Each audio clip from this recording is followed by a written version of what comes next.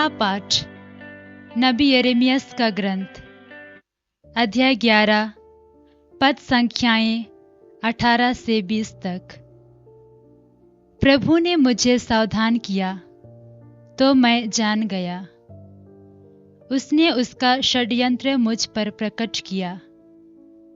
मैं तो वध के लिए ले जाए जाने वाले मेमने के सदृश भोला भाला था। मैं नहीं जानता था कि वे यह कहते हुए मेरे विरुद्ध षड्यंत्र रच रहे थे, हम वह हरा भरा वृक्ष काट गिराएं, हम उसे जीवितों की दुनिया से उठा दें, जिससे उसका नाम लेने वाला कोई ना रहे। विश्वमंडल के प्रभु, तू न्यायी है। तू मनुष्य के हृदय की थाह लेता है। मैं उन पर तेरा प्रतिशोध देखूंगा, क्योंकि मैंने अपना मामला तेरे हाथों सौंप दिया है। प्रभु की वाणी। संत यूहन्ना के अनुसार पवित्र सुसमाचार अध्याय 7 पद संख्याएं 40 से 52 तक। ये शब्द सुनकर जनता में से कुछ लोगों ने कहा, यह सचमुच वही नबी है। कुछ ने कहा, यह मसीह है। किंतु कुछ लोगों ने कहा, क्या मसीह गलीलिया से आने वाले हैं? क्या धर्म ग्रंथ यह नहीं कहता कि दाऊद के वंश से और दाऊद के गांव बेतलेहम से मसीह को आना है? इस प्रकार ईसा के विषय में लोगों में मतभेद हो गया। कुछ लोग ईसा को गिरफ्तार करना चाहते थे, किंतु किसी ने उन पर हाथ नहीं डाला। जब प्यादे महायाजकों और फरीसियों के पास लौटे तो उन्होंने उनसे पूछा, उसे क्यों नहीं लाए? प्यादों ने उत्तर दिया, जैसा वह मनुष्य बोलता है वैसा कभी कोई नहीं बोला। इस पर फरीसियों ने कहा, क्या तुम भी उसके बहकावे में आ गए हो? क्या नेताओं अथवा फरीसियों में किसी ने उसमें विश्वास किया है? भीड़ की बात दूसरी है। वह संहिता की परवाह नहीं करती और शापित है। निकोदेमुस, जो पहले ईसा से मिलने आया था, उनमें से एक था।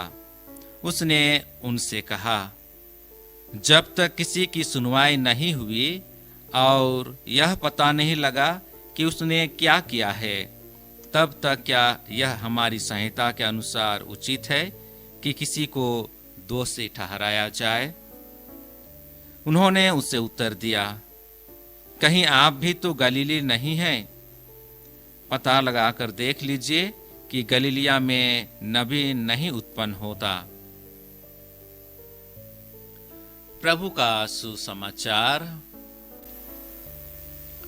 ख्रिस्त में मसीही भाइयों बहनों, आज का सुसमाचार लोगों, फरीसियों, प्यादे या मंदिर पुलिस और निकोदेमुस महासभा के सदस्य की प्रतिक्रिया का वर्णन करता है, जो यीशु के सार्वजनिक दावे के प्रति है कि वह वादा किया गया मसीहा और दानियल द्वारा भविष्यवाणी किया गया मनुष्य का पुत्र है।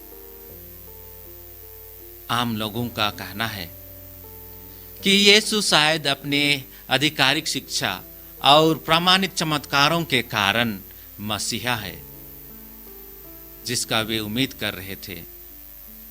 लेकिन फरीसी, शास्त्री और यहूदी पुजारी यीशु को केवल नाजरेत के गलीले के रूप में देखते हैं और वे पवित्र शास्त्र से तर्क करते हैं कि असली मसीहा का जन्म बेतलेहम में दाऊद के परिवार से होना है। मंदिर पुलिस या प्यादे जो यीशु को गिरफ्तार करने के लिए भेजे गए थे, रिपोर्ट करते हैं कि उन्होंने यीशु को गिरफ्तार नहीं किया है, क्योंकि कोई भी कभी उसके जैसा बोल नहीं सका। वे यीशु की बुद्धि और आधिकारिक शिक्षा से प्रभावित हो गए। यहूदियों की महासभा के एक प्रमुख, जिसका नाम है निकोदेमुस, उन्होंने यीशु का बचाव किया और मांग किया कि महासभा यीशु को निराधार दावों पर इस निंदा के लिए दंडित करने से पहले निष्पक्ष सुनवाई करे। ख्रिस्त में मसीही भाइयों बहनों, विरोधी हमेशा षड्यंत्र रचते हैं। पहला पाठ में नबी दानियल के विरुद्ध और सुसमाचार में यीशु के विरुद्ध षड्यंत्र रचा जाता है, लेकिन हमेशा सत्य की जीत होती है। ईश्वर की योजना कभी विफल नहीं होती। यूहन्ना रचित सुसमाचार अध्याय 14 पद संख्या 6, जिसमें यीशु कहता है, मार्ग, सत्य और जीवन मैं हूं। यीशु सत्य है और उस सत्य को निकोदेमुस पहचानता है और उसका बचाव करता है। आज हमें निकोदेमुस की तरह सच्चाई का जीवन जीने की आवश्यकता है। अगर हम सच्चाई का जीवन जीते हैं तो हम यीशु को जीते हैं, क्योंकि यीशु सत्य है। तो आइए हम यीशु में विश्वास करें, यीशु को जिए और हमारे जीवन द्वारा सच्चाई का प्रचार प्रसार हो सके।